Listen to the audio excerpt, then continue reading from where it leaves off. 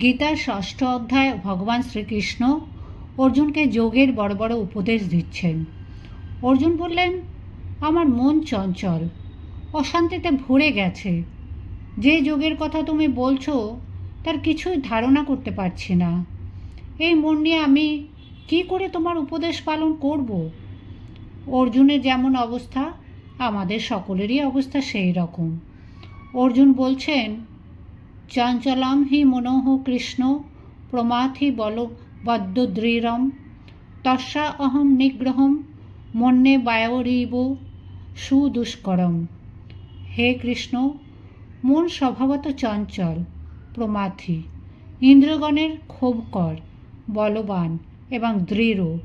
এই মনকে সংযত করা বায়ুকে আবদ্ধ করার মতোই সুকঠিন বলে আমার মনে হচ্ছে। দৃঢ়ম মানে কঠিন, অর্থাৎ মনের এমন গুণ যেটি ধরবে তা না করে ছাড়বে না। এই চঞ্চল ও বলবান মন যেমন নাচাচ্ছে তেমনই নাচতে হচ্ছে আমাদের। যতই হোমরা চোমরা বা বিদ্বান হোক না কেন, সকলেই মনের দাস। স্বামী বিবেকানন্দ তাঁর রাজ্য গ্রন্থের একটি ছোট্ট দৃষ্টান্তে মনটাকে বানরের সঙ্গে তুলনা করেছেন।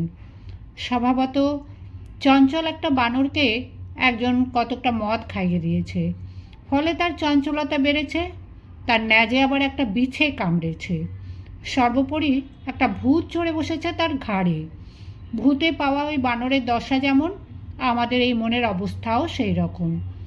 আমাদের মন প্রতিদিন বাসনা মদিরা পান করছে।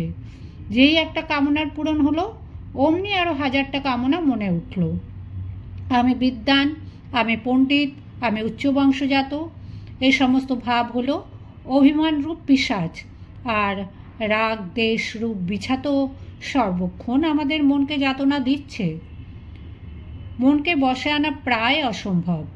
এ কথা শুনে শ্রীকৃষ্ণ বললেন, অসংশয়ং মহাবাহ মনো দুর্নির্গহং চলম অভ্যাসেন তু কন্তেয় বৈরাগ্যেন চ গুহ্যতে। অর্জুন, তুমি যে কথা বললে তা সত্য। মন যে একান্ত অবাধ্য ও চঞ্চল তাতে বিন্দুমাত্র সন্দেহ নেই। তথাপি অভ্যাস এবং বৈরাগ্য, এই দুটি উপায়ের দ্বারা মনকে আয়ত্তে আনা যায়। ভক্তিশাস্ত্র, যোগশাস্ত্র প্রভৃতিতে এই মনকে নিয়েই কত কাণ্ড। অবশ্য সাধন বিনা কিছু হয় না। অভ্যাস ও বৈরাগ্যের কথা যোগশাস্ত্র এবং সাংখ্য দর্শনেও রয়েছে। অভ্যাস ও বৈরাগ্য বলতে কি বোঝায়? কোনো একটি জিনিস নিত্য সাধন করার নাম অভ্যাস। আর বৈরাগ্য মানে ভোগ বাসনায় বিতৃষ্ণা। সংসার সুখ এবং স্বর্গ সুখ, এই দুটোর ওপর বিতৃষ্ণা নিয়ে সাধন করতে হয়। ঠাকুরের জীবনটি দেখো, তিনি পঞ্চবটির তলায় গঙ্গার ধারে বসে এক হাতে টাকা আর হাতে মাটি নিয়ে বিচার করে দুটোই জলে ফেলে দিলেন। টাকায় কি হয়? কামনা বাসনা তৃপ্তি। তৃপ্তি যে কত হয় তা যারা ভোগ করছে তারাই জানে। ভোগ বাসনা দূর করতে হলে সাধন চাই। সব জিনিসের জন্যই তো সাধনা দরকার। এমনকি সেলাই ফোড়াই ভালো করে শিখতে গেলেও সাধনা ছাড়া হবে না। জন সাধন তন সিদ্ধি। সাধনা করে পুরস্কারের দ্বারা সিদ্ধি লাভ হয়। তিনটি আছে: পুরস্কার, দৈব ও কাল। পুরস্কার মানে চেষ্টা, অভ্যাস, সাধনা। কাল মানে উপযুক্ত সময়। দৈব মানে ঈশ্বরের কৃপা। এই তিনটি যদি অনুকূল মূর্তিতে একত্র উপস্থিত হয় তবেই হবে। কাল একটা বড় জিনিস। হাজার চেষ্টা করো, অনুকূল সময়ের জন্য অপেক্ষা করতেই হবে। চাষের জন্য পুরস্কার বা উদ্যম প্রয়োজন। চাষের উপযুক্ত কাল হলো বর্ষা ঋতু, বর্ষণ দেবতার কৃপা। চাষে কি করে? বর্ষা নামার আগে জমি চাষ করে, তারপর উপযুক্ত সময় বৃষ্টি হলে চমৎকার ফসল ফলে। আবার এমন হয় যে পুরস্কার খুব করলে কিন্তু দেবতা বিমুখ, বৃষ্টি হলো না, সব উদ্যম ব্যর্থ হয়ে গেল। অনুকূল সময় ও দেবতার কৃপার জন্য লেগে থাকতে হয়। এই দুটি আমাদের আয়ত্তের মধ্যে নয়। কখন যে উপস্থিত হবে তা জানা নেই। কাল অনেক সময় ব্যক্তি ও জাতির জীবনে প্রতিকূলতা করে। স্বামী বিবেকানন্দের মতো কৃতবিদ্য এবং অসামান্য পুরুষ পূর্বাশ্রমে একটা চাকরি সংগ্রহের চেষ্টায় ব্যর্থ হয়েছিলেন। পুরস্কার অর্থাৎ সাধন আমাদের আয়ত্তাধীন। সাধনে লেগে থাকার ইচ্ছা এবং মন সংযত করে নিত্য নিয়মিত সাধনই হচ্ছে পুরস্কার।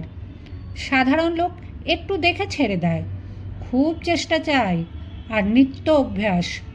ঠাকুর খানদানি চাষার দৃষ্টান্ত দিয়ে বলেছেন, যাদের রাগ ভক্তি তারা এমন কথা বলে না, ভাই কত হবিষ্য করলুম কিন্তু কি হলো। যারা নূতন চাষ করে তাদের যদি ফসল না হয় জমি ছেড়ে দেয়। খানদানি চাষা ফসল হোক আর না হোক আবার চাষ করবেই। তাদের বাপ পিতামহ চাষাগিরি করে এসেছে, তারা জানে যে চাষ করেই খেতে হবে। তাকে জানবার আন্তরিক ইচ্ছা থাকলে নাস্তিক ভাব এলেও ভক্ত ঈশ্বর চিন্তা ছেড়ে দেয় না। যার বাপ পিতামহ চাষাগিরি করে এসেছে, হাজার শুকো বছরে ফসল না হলেও সে চাষ করে। ভক্তিশাস্ত্রের শ্রী ভগবান বলেছেন, তুমি এইটুকু করো, বাকিটা সব আমি করে দেব। এটি পাই পৌরাণিক যুগে। পুরস্কার একবার বাদ দিলে কিছু হয় না, আবার শুধু পুরস্কারের দ্বারা সবটা হয় না। একটা ছোট্ট গল্প বলি। সমুদ্রের মধ্যে একটা পাহাড়ের গর্তে দুটি চড়ুই পাখি বাস করত। তাদের বাসায় 4টে ডিম ছিল। একদিন একটা বড় ঢেউ এসে ডিমগুলো ভাসিয়ে নিয়ে যায়।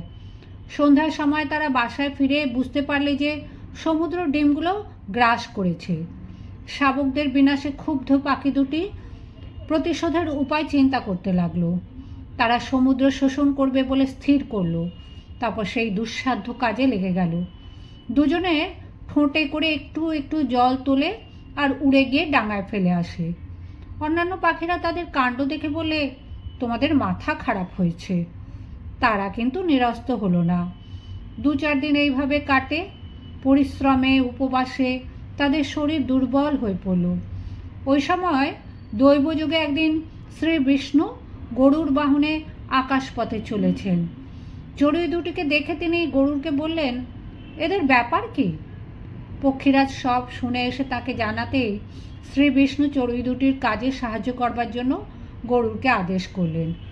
বেগতিক দেখে সমুদ্রের অধিষ্ঠাতা বরুণদেব ত্রস্ত হয়ে চড়ুই দম্পতির ডিমগুলি ফিরিয়ে দিলেন।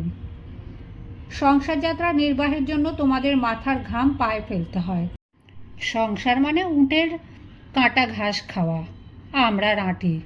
তাই তো ভগবান বারবার এসে বলছেন, আমাকে ভুলো না, আমাকে আঁকড়ে ধরে থাকো। ভগবান গীতায় বলেছেন, অনিত্যম সুখম লোকম ইমম প্রাপ্য ভজস্ব মাম। ক্ষণস্থায়ী ও দুঃখময় এই মানুষ জন্ম লাভ করে এখন আমার আরাধনা করো। ভগবানের জন্য আমাদের ক্ষুধা তৃষ্ণা নেই, সেটি আনতে হবে। যকৃৎ মন্দ হলে আহারে রুচি থাকে না। বৈদ্য ওষুধ এনে দিলে তখন আবার ভোজনে তৃপ্তি ও পুষ্টি। ভজনে রুচি হয় না কেন? মনে রোগ রয়েছে বলে। এখানে চিকিৎসা কিনা সাধুসঙ্গ? সাধুসঙ্গ করতে করতে ঈশ্বরের শ্রদ্ধা হয়। যেমন সঙ্গ করবে তেমন হবে তো। শ্রদ্ধা থেকে আসে নিষ্ঠা। নিষ্ঠা হলে তখন ঈশ্বরীয় কথা ছাড়া অন্য কিছু শুনতেই ইচ্ছা হয় না। নিষ্ঠা থেকে ভক্তি, নামে আস্বাদন। ভক্তিলাভ হয় না কেন? পিত্তাধিক্য হলে মিছরি তেতো লাগে, তবু ফেলতে নেই। মিছরি পিত্তাধিক্য নাশ করে। ধর্ম যুগে যুগে একটু বদলে যায়। সত্যযুগে সকলেই সাত্ত্বিক প্রকৃতি। ত্রেতায় ক্ষত্রিয় বল ধিকৃত হয়ে ব্রহ্ম তেজই প্রকৃত শক্তিরূপে গণ্য হয়েছিল। ধিক বলং ক্ষাত্র বলং বলং বলং ব্রহ্ম বলং। অর্জুন আর রাবণ টিপিক্যাল ক্ষত্রিয়, রজগুণে ঠাসা। বিশ্বামিত্র 30 বছর কঠোর সাধনা করেছিলেন ব্রাহ্মণত্ব লাভের জন্য। অন্যান্য ঋষিগণ তাকে ব্রাহ্মণ বলে মেনে নিলেন, কিন্তু ঋষিশ্রেষ্ঠ বশিষ্ঠ তা করলেন না। ক্ষত্রিয় সন্তানের মধ্যে থাকে ক্রোধ আর হিংসা, আর ব্রাহ্মণের বড় গুণ দয়া এবং ক্ষমা। ক্রোধী বিশ্বামিত্র ভাবলেন, এত বছরের সাধনায় এই হলো, এখনও আমি ক্ষত্রিয়। বশিষ্ঠকে গোপনে হত্যা করবার সুযোগ খুঁজতে লাগলেন তিনি। এক অন্ধকার রাতে তরবারি হাতে বশিষ্ঠ আশ্রমে প্রবেশ করে দেখলেন তিনি সমাধিস্থ। দীর্ঘ সাধনার ফলে তখন বিশ্বামিত্রের এইটুকু জ্ঞান জন্মেছে যে সমাধিস্থকে বধ করতে নেই, তাই গোপনে অপেক্ষা করতে লাগলেন। কতক্ষণ পরে বুদ্ধিত বশিষ্ঠ সহধর্মিণীকে বললেন, ক্ষুধা পেয়েছে। অরুন্ধতী ফল এনে দিলেন। খেতে খেতে বশিষ্ঠ বললেন, একটু লবণ দিতে পারো? অরুন্ধতী বললেন, ঘরে যে আজ লবণ নেই।